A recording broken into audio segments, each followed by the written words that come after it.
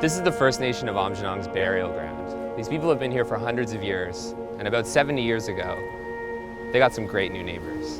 This is the Chemical Valley.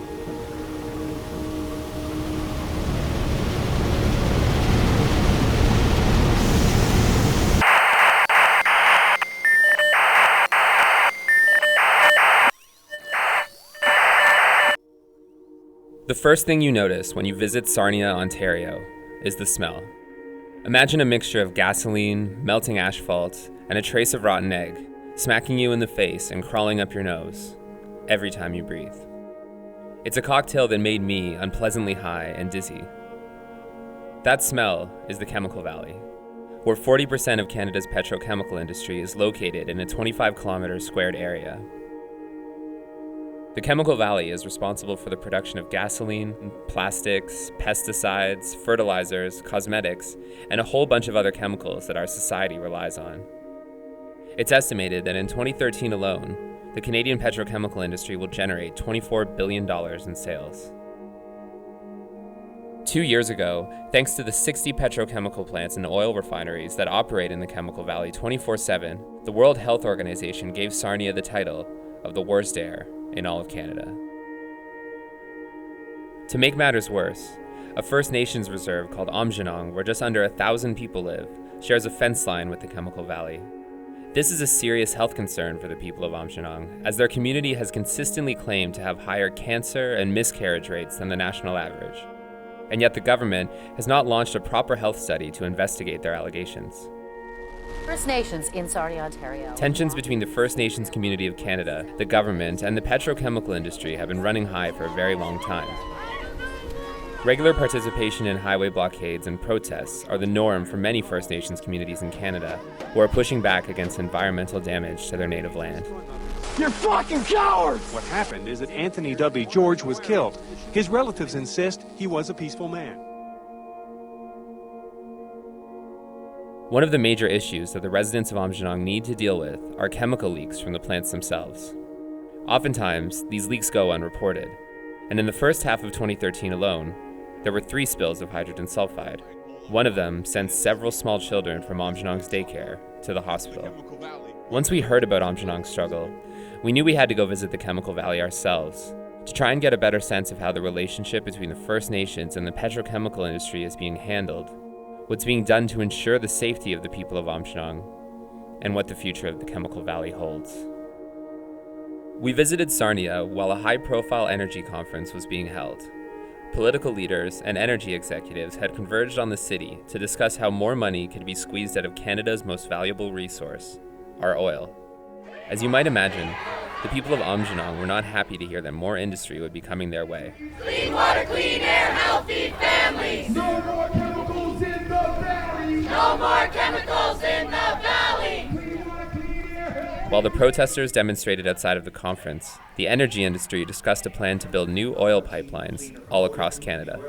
In response, Vanessa Gray, a 20-year-old activist from Aamjiwnaang, was there to cause a disruption. I have the right to clean air and fresh water. If you guys feel that money is more important than having water, then there's something really fucked up here. Thank you.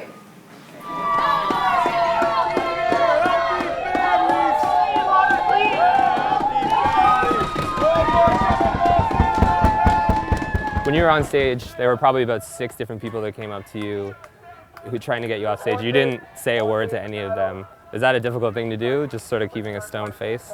Yeah, I mean, this lady came up to me and said that I was taking her right away to enjoy the conference in peace. How did you feel about that?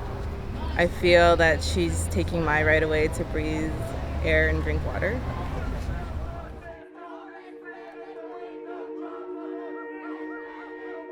After chatting with Vanessa outside of the energy conference, we figured we should go meet up with her in a less stressful setting. That didn't exactly happen. She brought us to a site in the valley, right by Aamjiwnaang, called the Blue Water Plaque. It commemorates a middle-class white community who was evacuated from the area because of the unsafe living conditions that Aamjiwnaang's residents still live with. You're getting involved in these very important, big issues at a really young age. Like, what was it that first sort of drove you to try and make a difference? I've just been affected by cancer in my family and friends and loved ones so much, and I would like to see Chemical Valley exposed more than it is now. I'd like some more health studies to be done.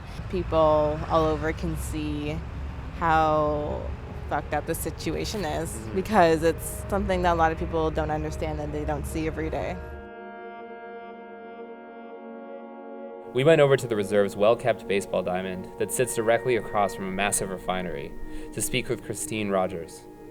Christine is a mother of 3 daughters who were affected by Shell's hydrogen sulfide leak in January of 2013, a leak that was discovered by the staff of Amgenong's daycare center and the children they were caring for after they all noticed a rotten egg smell in the air. Several children were sent to hospital as a result, and because Shell did not properly alert the community, the kids were wrongfully diagnosed for having colds or flus when really they were suffering from hydrogen sulfide exposure. You feel like a failure. As a parent, you do everything you can to protect your children. You do everything that you can to make sure that your children are safe. And when something like that happens, it's beyond your control, and you feel like you've lost control. What if it had been a bigger spill? You think you're prepared, but really you're not. And I don't, honestly, it feels helpless. She had gotten the crusted eyes at that time, and her eyes were bloodshot for 3 days, and I had to take her to the doctor and make sure there were no infections. And how do you think these industries need to step up and help this from not happening? If you want to operate here, then you should have top-of-the-line technology. You should be putting safety above your dollars. It's going to cost too much. It's going to cost too much. That's what you hear all the time, and I don't care. I don't care how much it costs you. That's my child's safety. They would too if their kids lived right here. There's a funny saying that my kids, they came up with. You see the smoke coming out over there? Yeah. Yeah, they used to think that those were cloud makers. I had to tell her, no, that's not a cloud. That's pollution. That's bad stuff that we're breathing in. So they came up with their own saying, the more clouds in the sky, the more people will die. As a parent, that is heartbreaking that my kids think about where they live like that.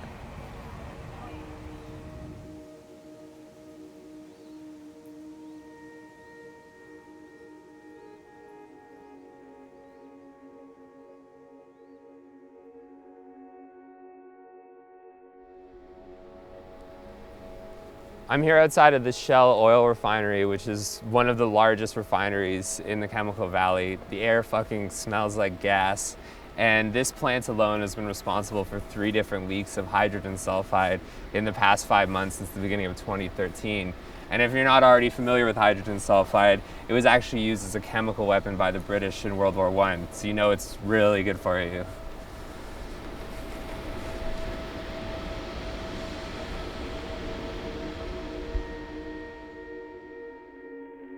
When oil was first discovered near Sarnia in the mid-1800s, mass industrialization was not far away. To support the war effort, in the early 1940s, Sarnia became a major center for the petrochemical industry, and from there, business began to boom. Sarnia's proximity to the United States quickly made it an exporting hotspot for Canadian petrochemicals, and to meet the demand, companies were quick to buy up land from the people of Amgenong back when the concept of environmental impact didn't really exist. Then, during the 60s and 70s, Sarnia prospered as the industry exploded with business. All of a sudden, the Chemical Valley was being heralded as a wonderfully exciting development. Because of this, no one should be under any illusion when it comes to the existence of the Chemical Valley. We asked for it. The operation of our society relies on petrochemicals. This is an issue that all of us are responsible for. I went to speak with Mayor Mike Bradley, who has been running Sarnia for over 25 years, to discuss the history of the Chemical Valley, what can be done to improve its emissions, and the industry's impact on the people of Amgenong and Sarnia at large. It doesn't matter where you go in North America, you will find toxins and other things. The question always in this community and anyone that has an industrial complex is, what does the cluster do?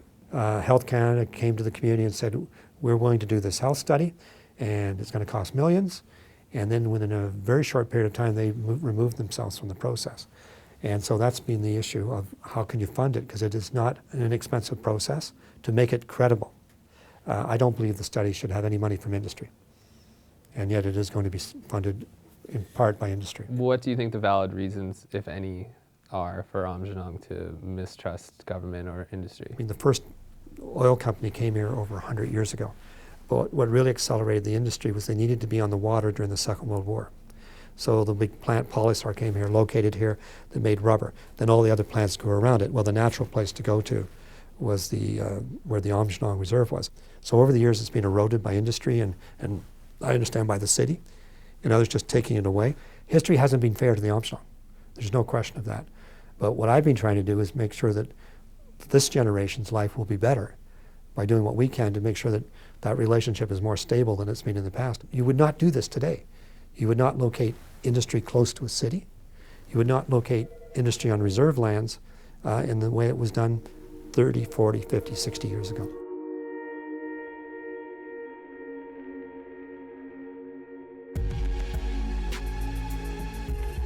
We heard a lot about a scientist named Jim Brophy, who used to work very closely with Aamjiwnaang and the workplace victims of Chemical Valley, who have developed serious health conditions from their jobs in the plants. Jim has since been chased out of Sarnia and now lives in Windsor. We went to visit Jim to discuss what the Canadian government and the petrochemical industry need to do to protect the people of Aamjiwnaang and the blue-collar workforce of the Chemical Valley itself. All right, I'm here with Dr. Jim Brophy here in Windsor, and across the river there, we've got a 3-story tall, 1 city block long pile of petroleum coke. Can you maybe explain what that is? That's the end stage of refinery process. And in that particular case, that's bitumen tar sands crude. Yes, so that's coming out from Alberta. And it's going to a large refinery, Marathon Refinery in southwest Detroit. Southwest Detroit and Sarnia, Aamjiwnaang are classic examples of environmental racism. The whole environmental justice movement was in response to these types of egregious, really criminal situations where poor communities find their neighbors are these, large industrial complexes, and there's little or no protection from the kinds of exposures that these people get. So let's remember, who is the highest populations at risk? It's First Nations communities on the fence line. It's blue-collar industrial workers. It's the poor, working class and poor people who live in South Sarnia, not the CEOs. And it's the same in southwest Detroit, right across from Marathon. It's the poorest people in the city.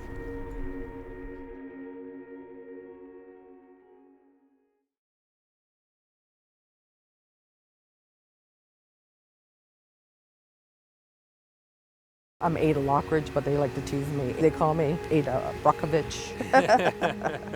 I've been called lots of names lately. Well, like the canary in the coal mine and all this kind of stuff. Normally, there's the clash between natives and non-natives, and there's no reason for it. I mean, like the chemicals don't care what color you are or anything anyway, so this is a human being thing, it's not a native thing.